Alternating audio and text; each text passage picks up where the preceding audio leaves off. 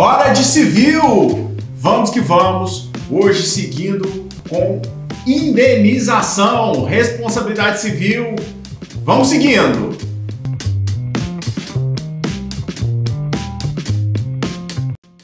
Alegria! Bom dia, boa tarde, boa noite. Não sei que horas que você está me escutando, que você está me vendo, mas seguimos com a nossa aula de responsabilidade civil. Como que vão as coisas por aí? Só na quarentena aí, tranquilinho, só no sapatinho, vamos devagar, devagar de sempre, que vai dar tudo certo. E tô aqui para te lembrar que está acabando. Nono período, daqui a pouco é 10º. Quando você fechar o olho, ó, formatura. E pode ter certeza que eu vou estar lá. Vamos lá! Hoje o nosso tema é sobre indenização. Diga de passagem, é o último tópico da nossa disciplina. Depois a gente entra em sucessões. A gente entra na parte de sucessões depois, conforme eu combinei com vocês. A gente começa a ter aquela aulinha de sucessões aí, uma revisão de sucessões. Então, já na sua tela, vamos dividir a tela aí. Vamos falar sobre responsabilidade civil, indenização na responsabilidade civil. Esse é o nosso tema de hoje. E começamos. A regra geral, deixa eu até voltar um slide aqui. A regra geral na responsabilidade civil é a seguinte forma. Toda indenização, até para não haver enriquecimento sem causa, enriquecimento ilícito, toda indenização deve ser proporcional ao dano sofrido. Que é muito lógico, né? Ser proporcional ao dano sofrido. Se você tem uma quantidade de dano, você responde proporcional àquele dano. Entretanto, não é sempre que essa regra vai ser aplicada dessa forma. Não é sempre. Quer ver? Vamos voltar para o slide aí. O parágrafo único do 944, ele chama atenção para algumas coisas interessantes. Onde a indenização, além de ser proporcional ao dano, vai levar em conta outros elementos que não só essa proporcionalidade do dano, porque algumas vezes ela não vai ser suficiente para atender um requisito de justiça, de não enriquecimento sem causa para o pagamento daquele ato delituoso. Veja o que o 944 fala. Vamos ler junto aí, ó. Vou ler no monitor, você no seu aí. Vamos que vamos. Parágrafo 944, Código Civil, fala que se houver excessiva desproporcionalidade. Então, o primeiro ponto, passei aqui o slide. O primeiro ponto é que ele chama que tem que ser excessiva, não é qualquer situação. Mas se houver excessiva desproporcionalidade, que vai desbalancear a situação de causa e efeito, né? O nexo de causalidade. E por trás desse nexo de causalidade, até que para a construção da responsabilidade civil, por trás desse nexo de causalidade, também deve ter um nexo de causalidade de proporcionalidade do dano. Então, se for desproporcional entre o que fato aconteceu, a gravidade, e a culpa, olha só que legal. Então, leve em consideração a culpa. Ou seja, existe um desbalanceamento muito grande entre aquilo que eu fiz efetivamente, aquilo que eu contribuí efetivamente, por aquilo que eu vou pagar efetivamente, poderá o juiz reduzir. Olha que ele fala, redução do valor da indenização. Mas o grande lance interessante aqui é que quanto que ia ser reduzido? Né? Nós fizemos um exercício lá do carro, questão do chassi do carro, não sei se você lembra. O chassi já estava detonado e com a batida foi pro brejo de vez. A pessoa contribuiu também, teve culpa concorrente, porque a pessoa contribuiu para que o chassi chegasse naquele ponto. Ok, mas quanto que deve ser? A princípio você vai falar assim, perícia, ok. Mas a legislação, de fato, o que ela coloca, o juiz vai tentar aproximar dessa técnica de perícia, mas a legislação, de fato, cria uma regra um pouco diferente. Por quê? Uma regra rara, às vezes, de acontecer, assim como autotutela é raro de acontecer no direito, aqui ele cria uma regra, na verdade, de quê? De equidade. Equitativamente, cria essa regra de balanceamento. Ou seja, o juiz vai ter liberdade para utilizar não regras legais positivadas, mas sim regras de senso de justiça próprio dele.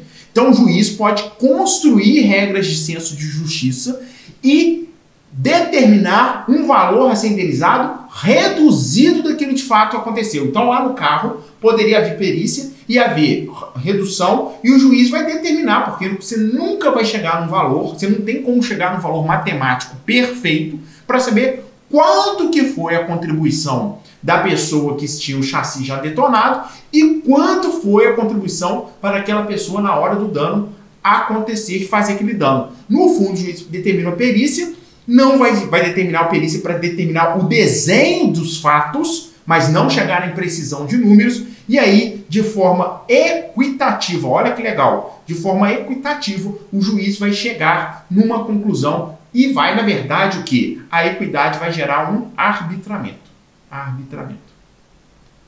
Não vai ser por determinação de quantum, mas vai ser por arbitramento, porque equidade, na verdade, são regras de justiça. O que a gente percebe, então, logo de cara, é que existe uma engenhosidade não só entre indenização e dano, né, que está no caput 1944, que é a base, né, para não acontecer, a indenização deve ser proporcional ao dano, mas não só isso, a indenização vai ser proporcional ao dano e à culpa, proporcional ao dano e à culpa, vai se levantar em consideração em culpa. Quando? Quando houver excesso, desproporcionalidade, em que a balança da equiparação ali, para poder colocar a situação no status quo, para colocar a situação aí de não haver enriquecimento sem causa, ela despende para um dos lados, e aí o juiz utiliza da equidade para equilibrar novamente essa balança, levando em consideração então a culpa também nessa engenhosidade de formatação da ação.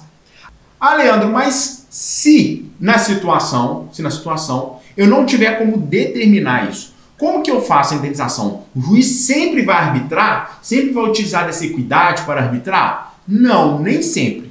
Nem sempre. Por quê? Porque a lei pode determinar como que é a indenização. A lei ali fala equidade, mas a equidade nem sempre vai ser determinada.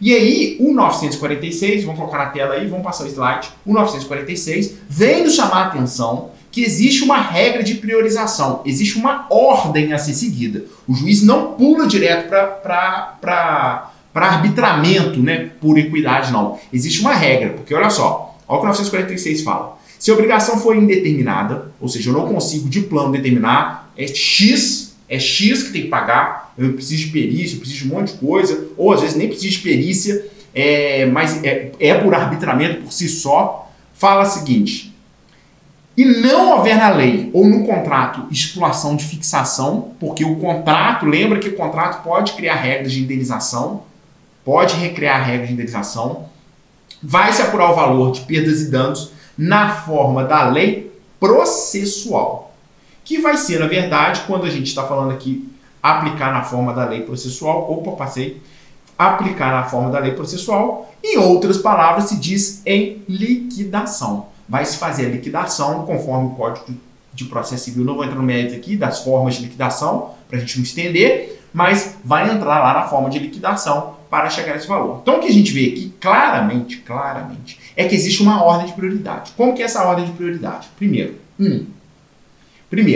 eu tenho que verificar se existe uma determinação legal de como que vai ser essa indenização. Em alguns casos, a lei determina quanto que vai ser essa indenização. Nós vamos ver um caso hoje que fala o seguinte: quando houver necessidade de pagamento de pensão alimentícia, porque a pessoa perdeu a capacidade laboral, ou a pessoa morreu e ela era rimo de família, ela pagava aqueles valores para a família, ou tinha perspectiva de fazer uma vez a família fazer o pagamento da família, né, sustentar a família, neste caso a lei já definiu. Como que faz esse cálculo? Bem, a indenização é feita levando em consideração a média de vida brasileiro e faz a proporção de quanto que o cara poderia ganhar nesse tempo todo. Então, a lei cria a regra de indenização, primeiro. Se a lei não criar, existe uma segunda situação que a gente passa. Se tiver no contrato, vou seguir a regra contratual, que é o contrato. Mas observa, como é regra de prioridade, se a lei falar alguma coisa, o contrato não pode dispor de maneira diversa, a não ser que a própria lei autorize ele. a não ser que a própria lei autorize. Porque a regra de prioridade é primeiro lei, depois, se não tiver nada na lei, sigo regras contratuais. E isso para responsabilidade civil contratual. Isso para responsabilidade civil contratual. E por último, se nenhum desses funcionar, vai ser lei processual, que na verdade eu estou falando de liquidação. Liquidação. Eu estou falando de liquidação pelo processo, pelo Código de Processo Civil, que eu vou liquidar para podermos conseguir chegar no valor indeterminado e transformar ele em determinado, que permite, na fase executiva, executar esse valor. Porque senão eu não tenho como executar uma situação indeterminada. Muito legal, né?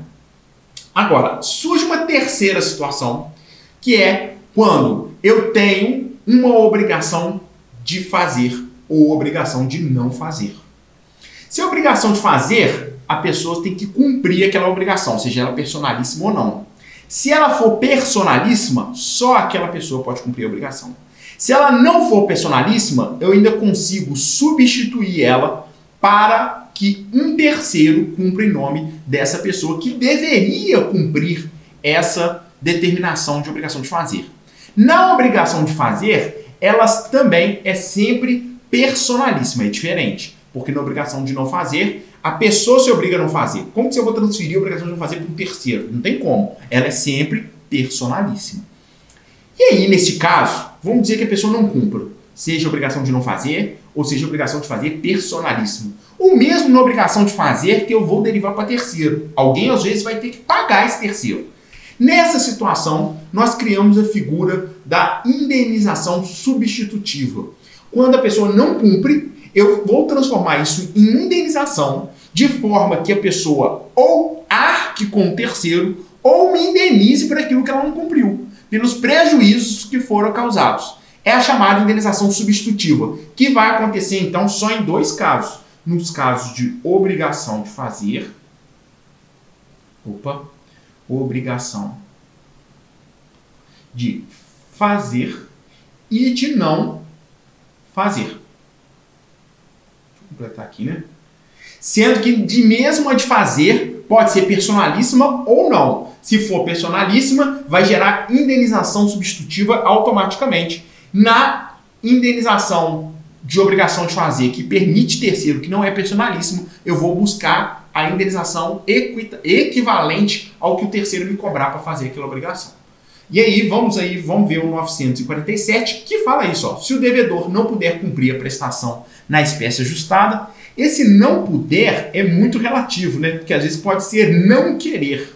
Mas aqui o código quis ser mais tranquilo e falar não puder, né? Para quê? Não é que ele quis ser tranquilo, é para que ele pudesse abarcar também situações. Lá no direito obrigacional, você vai lembrar comigo, que a obrigação se perde e eu não tenho mais como cumpri-la. Mas mesmo assim, o devedor continua com a obrigação de entrega, uma obrigação de perdas e danos. Lembra várias situações do direito obrigacional lá, que se o objeto se perder, então ele não tem como cumprir, e aí ele vai ter que arcar com perdas e danos. Por isso que o código usou aqui a palavra não perder, para dar maior amplitude à situação. Então, se o devedor não puder cumprir a prestação na espécie ajustada, substitui, aí que a indenização, substitui pelo valor em moeda corrente. E isso é uma complicação, porque eu tenho que transformar a obrigação, em moeda corrente. Dar a entender aqui que é sua obrigação de dar, não dá? Mas não, entra também as obrigações de fazer e não fazer aqui, que vão ser transformadas e expressadas num valor. Você teria que fazer tal coisa que não tem valor. Eu substituo aquilo por valor em dinheiro, e aí dinheiro não tem jeito de você fugir. Você vai ter que cumprir, nem se for com execução forçada. Eu não posso forçar você a cumprir uma execução. Eu tenho, na verdade, mecanismos que te empurrem a cumprir. Mas se mesmo assim você não quiser, nós temos que transformar aquilo em dinheiro. Vamos ver algumas formas de indenização específicas que o próprio código determina como é que se faz o cálculo. Existem muito mais formas específicas de indenização do que a gente vai ver aqui, mas vamos ver aquelas mais corriqueiras, aquelas que mais aparecem aí no dia a dia e em provas, tá certo? Vamos lá ver a indenização por lesão física. Lesão física. Aqui na lesão física nós vamos dividir ela em 3, a lesão física. Como assim dividir em 3? Nós vamos falar sobre a lesão física em si. Vamos escrever aqui, ó. Vai ser primeiro a lesão física em si, que é aquela lesão física que não teve maior tumultos, né? Você caiu, quebrou a perna e tal, mas você passou um tempo ali, você ficou afastado e tal, mas resolveu o seu problema, voltou, vida que segue. Podemos ter uma lesão física mais grave que vai gerar incapacidade laboral ou redução, né? Incapacidade laboral. Eu não vou completar, senão não vai sobrar espaço, mas escreve aí no seu. Além da incapacidade, pode ser só redução. A pessoa não ficou totalmente inválida para o trabalho, mas houve uma redução que justifique um tipo de indenização específico. E a terceira situação, que é o extremo, que é o caso de morte. Então, a lesão física pode gerar lesão física em si, simples, pode gerar a incapacidade laboral ou a redução laboral ou a situação de morte. Vamos começar com a lesão física em si e a gente vai gradando, vai subindo até chegar na morte e a gente depois vai fazer um resumo de como funciona essa situação aqui. Então vamos lá. Vamos voltar aí para o slide e vamos colocar aí que é a situação de indenização por lesão física. O 949 diz o seguinte: no caso de lesão ou outra ofensa à saúde, então ele amplia, apesar de eu dar o título de lesão física, ele amplia porque coloca aqui, ó, outra ofensa à saúde. Pode ser então uma situação aí que causou, agora até na época de Covid, que acabou expondo a pessoa à doença, não necessariamente então é lesão física em si, pode ser causar um mal à saúde do outro. O ofensor indenizará o ofendido das despesas de tratamento. Então, vai ter que pagar o tratamento. Os lucros cessantes até que haja o restabelecimento, até o fim da convalescência. Além de outro prejuízo que o ofendido pode prover haver sofrido. Por exemplo, dano moral. Então, o que está falando é o seguinte: na situação física, o que vai pagar o tratamento, lucro cessante e mais dano moral ou outro tipo de lesão que possa ter sentido. Por exemplo, dano estético, que a gente viu que não é dano moral. A pessoa acabou tendo que sofrer uma cirurgia e ficou com aquela cicatriz. Dano estético entra aqui também. É uma questão interessante. Agora, lucro cessante até convalescência. Tratamento. E se a pessoa tiver plano de saúde? Tem que pagar o tratamento também? E se a pessoa tiver INSS? Tem que pagar também, a pessoa tiver um plano de previdência que vai cobrir isso. Lembra, você tem que pagar aquilo efetivamente que houve de dano. Se a pessoa, apesar de sofrer o dano físico, que vai ser indenizado aqui com dano moral, concorda? Vai ser indenizado com dano moral, a dor, o sofrimento, tudo aquilo que ela passou. Mas o tratamento de saúde, ela não teve que gastar um tostão porque tinha um plano de saúde que cobria tudo, não vai haver indenização. Não tem lógica a indenização. Senão vai ter enriquecimentos em causa. O que pode haver é pagamento do plano de saúde. Se for coparticipativo, pagamento da coparticipação. Pode haver, inclusive, pagamento de medicamentos, coisas acessórias que são utilizadas no tratamento. Mas, não, se a pessoa tem plano de saúde, eu tenho que deduzir o valor do gasto do plano de saúde. Mesma coisa com o lucro cessante. Se eu recebo pelo INSS, ou se eu não recebo pelo INSS, mas eu tenho lá um seguro de previdência qualquer lá que indeniza pelos dias que eu ficar em casa, não vai ter lucro cessante. Ou vai ter proporcional. Vamos dizer, o INSS, eu sou autônomo. O INSS me paga um salário. Eu ganhava 3, você vai me pagar 2. Vai me pagar a diferença. O que não pode haver é o pagamento integral. E é uma coisa que tem que ficar esperto para quem atua na prática, porque em processos judiciais você logo tem que pedir para ver se há pagamento pelo INSS por conta do afastamento, para ver se aquele lucro cessante que está sendo requerido está sendo pago 2 vezes. Porque às vezes o INSS está pagando uma vez e você quer pagar de novo. E você deve deduzir o valor que já foi pago com relação àquele gasto de lucro cessante.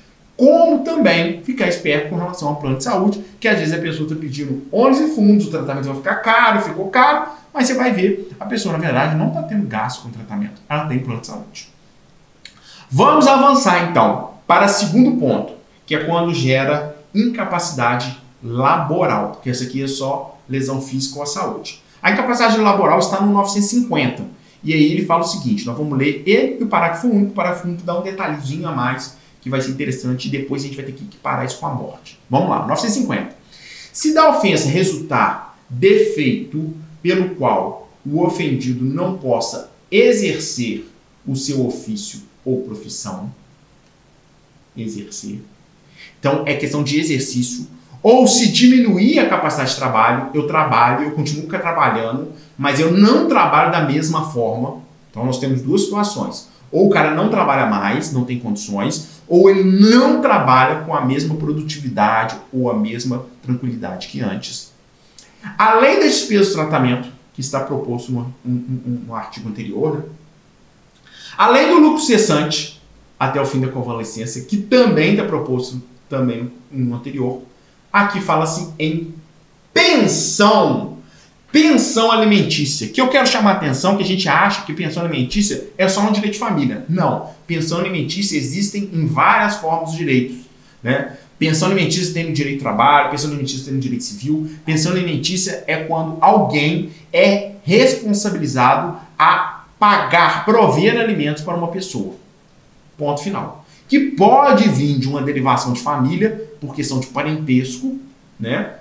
Mas também pode ser uma situação como essa, indenização, está aí a pensão. E vamos seguir o artigo fala mais. Quanto que vai ser essa pensão? Corresponde aqui a uma situação que eu falei que a lei determina a forma de indenização. Olha lá. A pensão corresponde à importância do trabalho para que inabilitou ou de depreciação que ele sofreu. Então aqui eu vou ter que fazer um cálculo, para saber quanto proporcionalmente que ele deixa de ganhar. Quanto houve de redução da capacidade laboral? Aí não tem jeito, é perícia. Quanto que houve, e a pergunta certa é, quanto que houve de redução da capacidade laboral? O perito vai determinar R$100, R$1.000? Não. E se você faz essa pergunta, o perito faz isso, você não pode deixar isso ficar no vazio. Você tem que bater no seguinte, não, quantos por cento que é? Para que o juiz depois converta aquilo em salário mínimo ou converta aquilo em valor da classe, alguma coisa, porque você sempre vai ter uma pensão alimentícia fixada baseada na porcentagem, que é o mais interessante. Se ele falar valor fixo, no primeiro, segundo, terceiro ano, esse valor vai começar a ficar defasado e depois você vai ter que ficar brigando aí para reajuste. Então a pensão vai ser paga correspondente à capacidade laboral reduzida. Se foi tudo. Se foi proporcional, tá certo? E aí no 950 tem um parágrafo único que traz uma engenhosidade. Então aqui nós temos tratamento, lucro cessante, mais pensão. E qual que é a engenhosidade? Engenhosidade, que eu não sei porquê, porque cargas d'água, fala que essa pensão pode ser paga ou arbitrada se preferir o prejudicado, ou seja, aquela pessoa que sofreu o dano, poderá exigir indenização arbitrada e paga em uma só vez. Que eu acho um problema, porque eu não sei até quanto que vai durar aquela situação e se eu pagar tudo e a pessoa restabelecer o trabalho. O próprio INSS, a própria lei, por exemplo, de servidores públicos, 8.112, né, a 852, a lei estadual, todas fazem previsão de possibilidade de reversão da capacidade laboral. Que com o tempo pode surgir ou medicina melhor, né, um tratamento específico, ou porque a pessoa também, a gente às vezes não tem controle, a pessoa consegue ali restabelecer sua condição física por fisioterapia, com um monte de coisa, e você não sabe até quando que ela vai precisar. Mas aqui pode fazer conta e fazer esse cálculo, né? Perdeu a capacidade laboral integral, faz a cálculo, que vai ser como? Vai ser baseado aqui na idade média de produção, na idade média, que vai ser os dados lá do governo que ele dá, quantos anos vai viver, qual que é a capacidade laborativa, faz o cálculo e paga tudo de uma vez. Eu acho meio estranho essa situação, mas é possível e é a escolha do prejudicado, né? Se ele sofreu um dano com uma empresa grande, pode ser interessante, porque ele pode fazer algumas coisas com aquele dinheiro que antes não poderia fazer, se receber esse mês a mês, né? Às vezes da aquisição de casa própria, enfim, ele pode. E para a empresa pode até ser interessante também, porque ela resolve o problema dela. Pagou, acabou, morreu a nota, não tem que colocar aqui na folha de pagamento e ficar pagando eternamente. Mas eu acho um mínimo engenhoso essa situação e não sei se existe uma justificativa muito forte. Eu nunca consegui entender muito bem por que o legislador colocou esse parágrafo no 950. Até porque nós vamos ver o próximo, que está no 948, no caso de morte, ele não segue muito bem essa linha. Então vamos para o próximo. Vimos lá, questão de ofensa física ou à saúde, que gera pagamento de tratamento e lucro cessante até restabelecimento.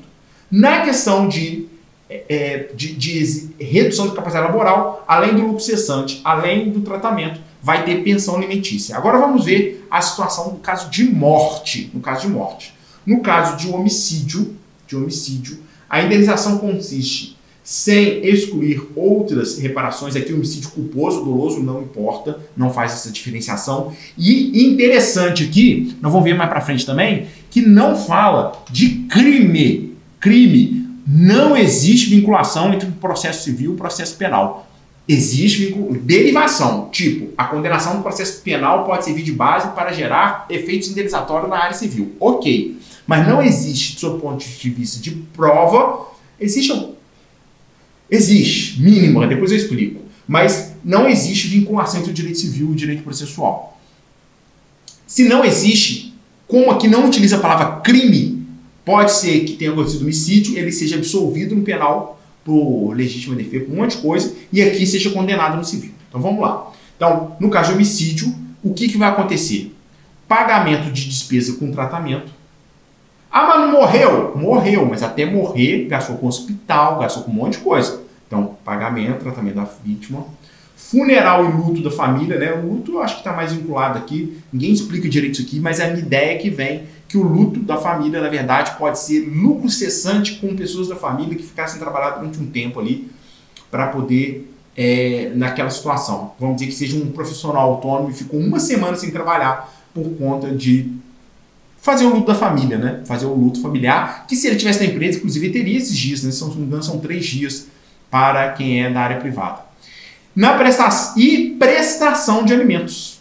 Também tem prestação de alimentos. Porque se a pessoa do morto levanta em conta a duração do tempo de vida, se a pessoa do morto aqui, alimentos, vai ser duas situações que a jurisprudência coloca. Quando ele é realmente arrimo de família, ou mesmo quando existe a perspectiva, não vai caber aqui, mas anota direitinho, dele ser arrimo de família. Tem decisões do STJ condenando morte de pessoas de 17 anos, de baixa renda. Inclusive a jurisprudência mais pacífica do STJ fala que quando a família é de baixa renda, pressupõe a ajuda do filho na construção de uma futura renda familiar. Então, pode ser, se ele já é arrimo de família, eu pago pensão, fazendo o cálculo baseado em quê? Volta aí. Baseado aqui o cálculo, baseado aqui o cálculo, vou voltar aqui, na verdade eu pulei muito, hein? Baseado aqui o cálculo,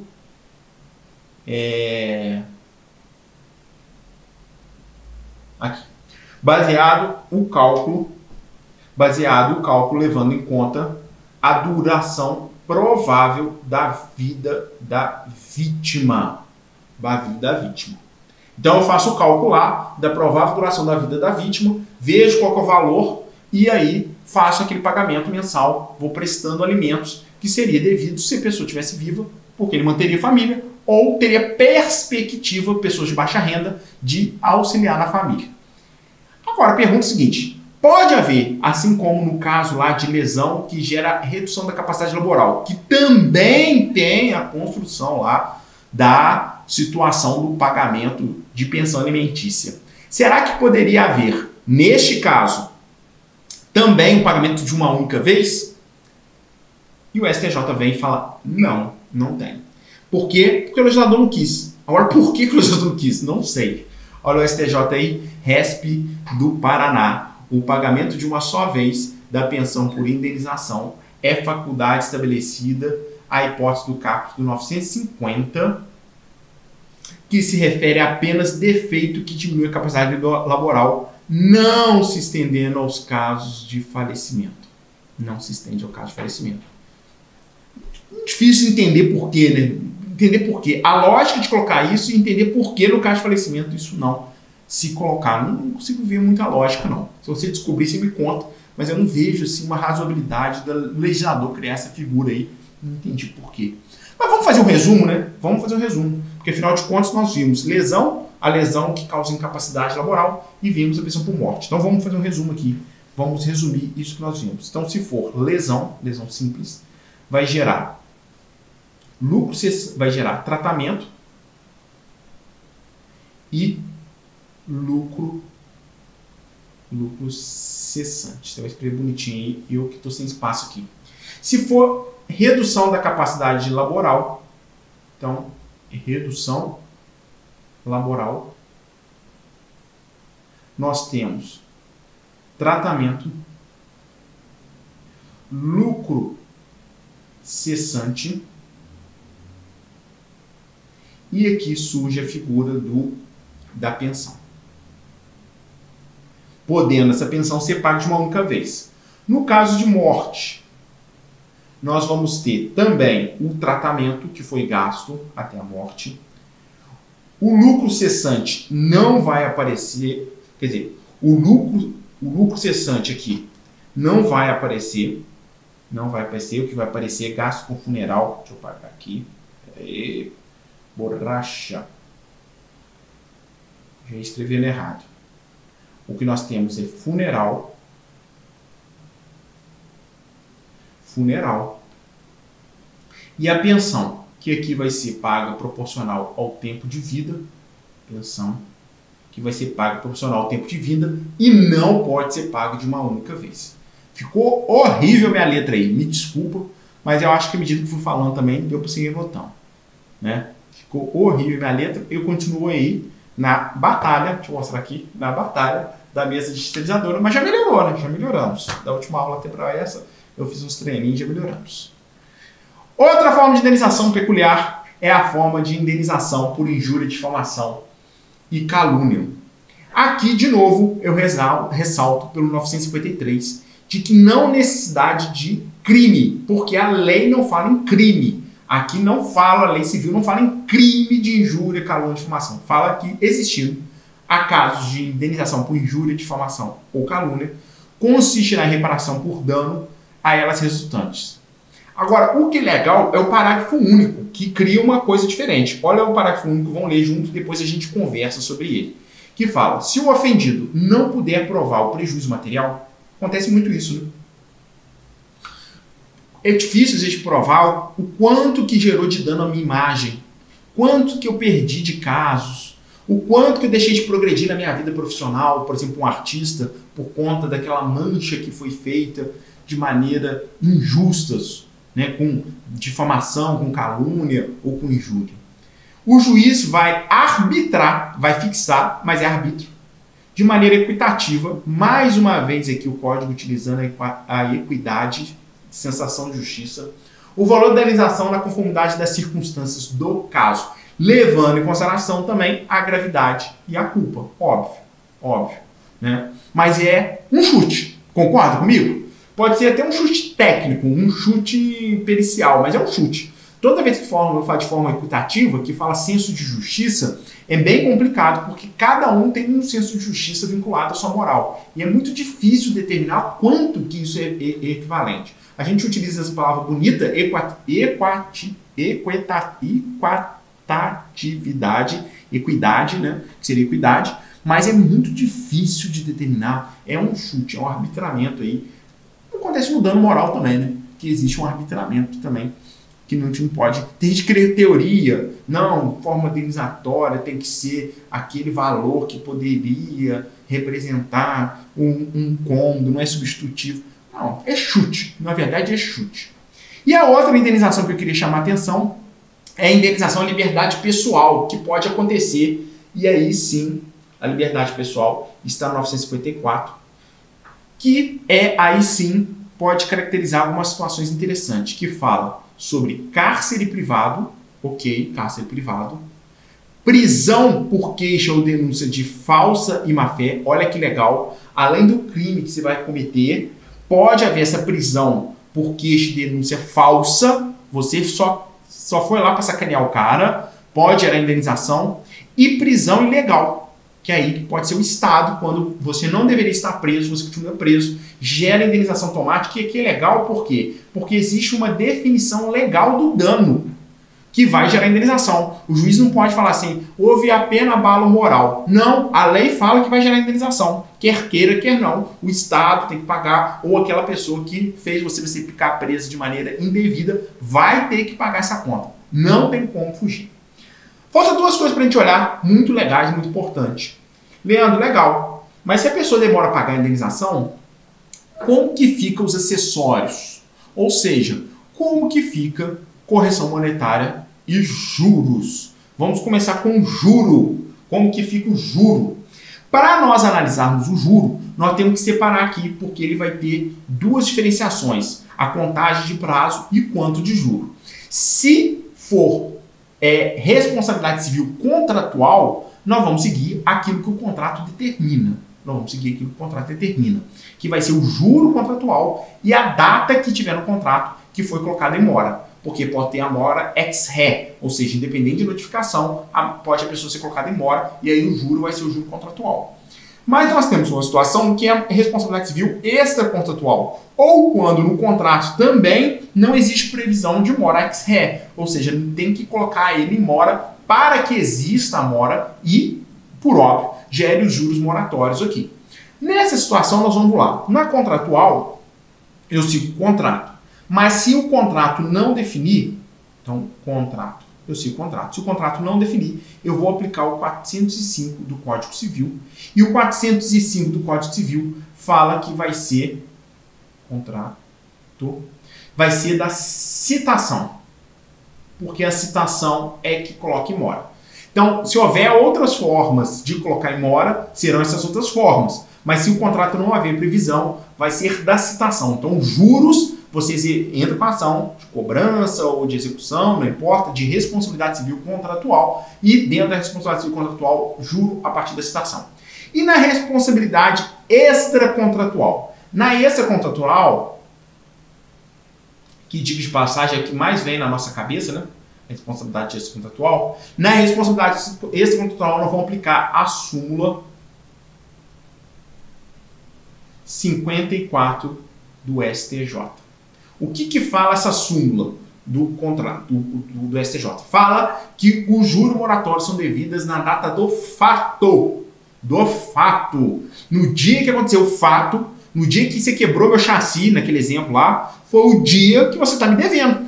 Concorda? Naquele momento que você quebrou o chassi, a sua responsabilização é automática. Depois eu tive que fazer uma ação para conhecer daquele direito, mas aquele direito nasceu do fato. Por isso que a súmula do STJ fala que na responsabilidade civil extracontratual, os juros moratórios são da data do fato. Agora, um detalhe importante que o STJ coloca numa caixinha, então nós temos duas caixinhas, a responsabilidade contratual, da data da citação, e extracontratual, que seria a outra caixinha que o STJ coloca para colocar que é a data do fato. Beleza. Mas você vai ver algumas decisões e vai assim, mas Leandro, eu amei uma decisão e por erro médico, o STJ manda pagar da data da citação e não do fato. Na questão da responsabilidade civil da transportadora de pessoa ou de coisa, também o STJ manda pagar da data do fato. Então não estou entendendo.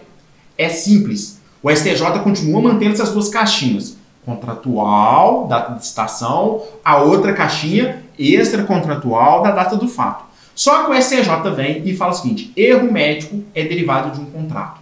Então, data da citação. E coloca na caixinha da citação. E aí, responsabilidade transportadora é um ato contratual, derivado de um contrato. Então, coloca na caixinha da responsabilidade lá, do juro moratório pela citação. Então, alguns cuidados nós temos que ter, porque às vezes o STJ só tem essas duas caixinhas, mas o STJ coloca na caixinha de contratos coisas que nos aparentam ser extracontratuais. Responsabilidade civil médica é uma, e o juro aí moratório vai correr a partir da data, não do fato, mas da citação, e de transporte é outra. Mas além disso, nós temos o juro, que é o atraso do pagamento, né? O juro vai ser de 1% ao mês, aqui, simples, mas o atraso do pagamento, mas nós temos também que trazer o dinheiro no tempo. Por quê? Porque R$100 em 2004 não compra as mesmas coisas que os R$100 de hoje. O meu R$100 de hoje pode valer menos, pode até valer mais, muito difícil, né? Mas em regra o dinheiro vai desvalorizando com relação ao tempo. Então nós precisamos trazer esse valor para um valor atual, além dos juros, que é pelo atraso. Mesmo eu não tendo atraso, eu tenho que corrigir esse valor para o dia de hoje, que aí então nós estamos falando de correção monetária. A correção monetária não vai ser paga quando? A correção monetária vai ser da data do prejuízo. Concorda? Vai ser da data do prejuízo, inclusive tem a súmula do STJ, que é a súmula 43 do STJ, que fala que a correção monetária vai ser paga da data do prejuízo. Então, se eu tive lá o chassi quebrado, a correção monetária, se eu efetivamente eu tenho que pagar da data do fato, do dia do fato, naquele dia que aconteceu, eu tenho que trazer juros daquela data, porque ali já aconteceu o prejuízo, eu tive que ir na justiça porque o cara não quis pagar de maneira espontânea. Deixa eu colocar aqui que na verdade eu estou falando e eu estou rabiscando e você não está nem vendo. Na data do prejuízo do STJ, vai ser a súmula 43 do STJ, e tenho que trazer a correção monetária para a data do prejuízo. Mas peraí, por que data do prejuízo? Bem, porque aquela data, quando aconteceu o dano, aí agora eu vou voltar para mim. Porque aquela data foi quando aconteceu o dano. E o dano ali, o material quebrou ali, e aquele valor naquele dia que é o valor que me é devido. Concorda? E eu tenho que atualizar esse valor para o dia de hoje. Ok. Mas e o dano moral? O dano moral também tem que retroagir. O juiz condenou em R$10.000 de dano moral. Eu tenho que retroagir lá na data do fato. Correção monetária é para corrigir o valor do dinheiro no tempo. Concorda? Porque os R$100 hoje não vai valer R$100 daqui a 10 anos, daqui a 10 anos para trás. Então eu tenho que corrigir no tempo. Quando o juiz dá a sentença de R$10.000, é aquele momento, ele olha para aquele momento e fala assim, eu acho que é R$10.000 hoje. Ou você acha que o juiz fica imaginando lá e fala assim, ó, não é R$10.000 no dia que aconteceu o dano? Não existe isso, concorda comigo? Os R$10.000 que o juiz determina como indenização, que ele arbitra, é naquele momento que ele acha aquele valor justo a ser pago de indenização. Por conta disso, o STJ vem e fala o seguinte, apesar de a súmula 43 do STJ falar que a correção monetária é da data do prejuízo, da data do fato, a questão do dano moral, quando o juiz pensa, já está atualizado, o valor que o juiz acha que é aquele valor, já é o valor atual, o que conta a correção monetária para dano moral é da data do arbitramento. Ou seja, é da data da sentença, deixa eu apagar aqui que ficou errado, a data da sentença da arbitramento.